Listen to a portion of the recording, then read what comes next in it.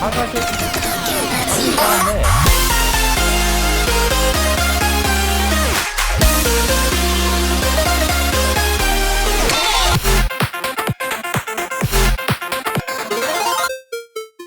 Hello, we're back with another Play or Pass, where we give you our thoughts on some of the newest and best co-op and multiplayer games. Today we're covering Remnant from the Ashes, a third-person action RPG that takes design inspiration from the Souls franchise and mixes it up with ranged gunplay.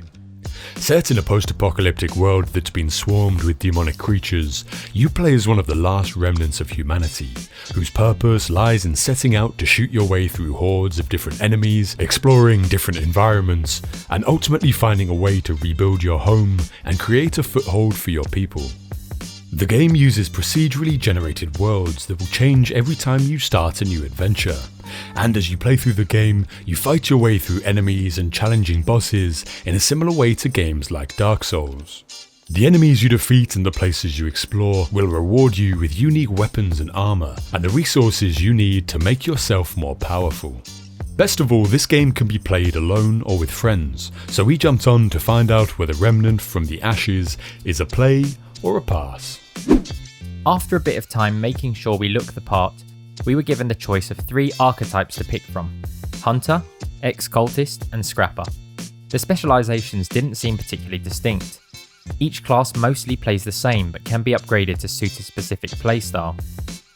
These upgrades come in the form of traits, some common to the archetypes and some unique, but in general a little underwhelming.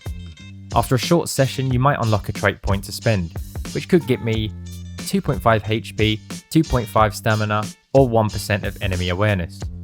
This small increase would have been okay if you unlock trait points frequently, but this is not the case, just a minor dissatisfaction on my part. To be honest, the game felt great from the get-go. You'll hear the term Souls-like a lot when looking up this game, and it does borrow a number of things like its dodge mechanic, use of checkpoints, boss doors and heals. However, in the place of Dark Souls hack and slash, you have smooth gunplay. Fights are often ranged, and you realise it's not too much like Dark Souls at all. At best, we would say inspired by. The third person over the shoulder view almost has a Gears-like feel to it. You have 3 weapon types equipped: your main, generally a rifle, shotgun or sniper, your secondary sidearm style weapons, and then your trusty melee weapon. This is everything you need to see you to the end of your adventures. Hitbox detection seemed flawless. There was real intention to where we had to aim. You get to feel powerful not because of the innate strength of your character, but because of the actions you take. This makes gameplay really rewarding, which is commonplace with this genre. Enemy creatures were quite diverse in what they brought to the fight, the environment clear to understand and navigate through. There weren't many messy effects where you just have to run away because for some reason your health is going down. Players are rewarded greatly for their aim, headshots multiplying damage, and enemies not intent in consuming your time with massive health pools. After a short play session we reached a hub, which opened up a range of gearing options for us. In Remnant, the gear, weapons and upgrades you choose will heavily influence how you play.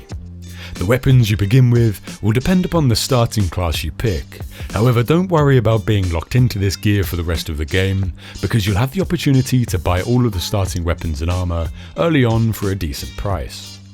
Your loadout allows you to equip a main weapon, a melee weapon and a side weapon, and whether you prefer to get up close and stand toe to toe with the enemy, or hang back and use distance and terrain to your advantage, Remnant gives you a lot of flexibility when building your loadout. Base weapons include a sniper, mid-range rifle and shotgun. Melee weapons vary from a heavy-hitting hammer to the fast and aggressive machete. Not only do you pick the guns you like, the game also allows you to attach modifications that let you expand your utility with things like healing your allies and loading fire ammunition. Your armour will vary in how much defense it provides, and different sets provide different bonuses, such as passive health regeneration, increased headshot damage, and even additional resources found when scavenging. As well as the basic starting equipment you can buy back at base, you also find rare, legendary weapons and armour out in the world, all of which have different perks and often higher damage and utility than your starter gear. There is a really good balance between intense, high difficulty moments and downing hordes of enemies with a swing of your sword. Generally, you fight your way through various themed areas until you get to the next boss room, picking up much needed ammo from downed enemies on the way. You are required to learn and react to the telegraphed actions of the enemies, often figuring out the most efficient way to pump out damage during the limited time windows given to you. The interesting thing here is it gets easier the more you fail, and this is because as you take more attempts you get more familiar with the mechanics, which are the same every time. Outside of these battles, we found ourselves ransacking and looting our environment. We gathered scraps and other materials used to upgrade our gear and armour, upgrades which actually made a tangible impact on gameplay. Friendly fire is included for everything except melee for some reason, and we had a good time figuring this out. Look, there's no friendly fire. Oh. So much for that. Sorry, mate. I didn't realise that would kill you. When you're downed, much like Apex, Guild Wars 2 or Left 4 Dead, you can be picked up by your allies.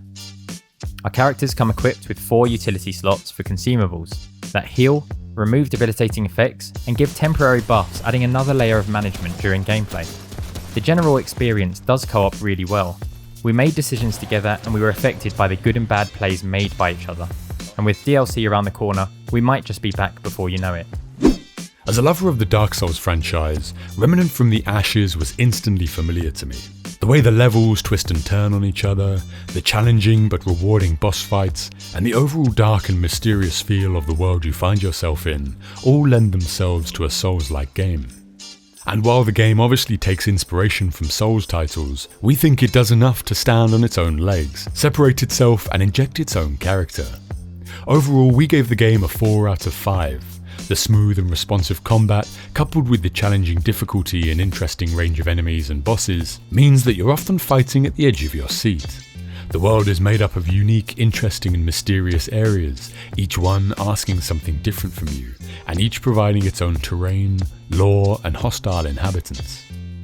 There are some issues with the range of loot and limited rewards from difficult encounters, but overall we really enjoyed the time we spent with Remnant. Let us know what you think of the game in the comments, or if it's something that you think you might want to play. We're the Bullet Sponges, and we'll see you in the next one.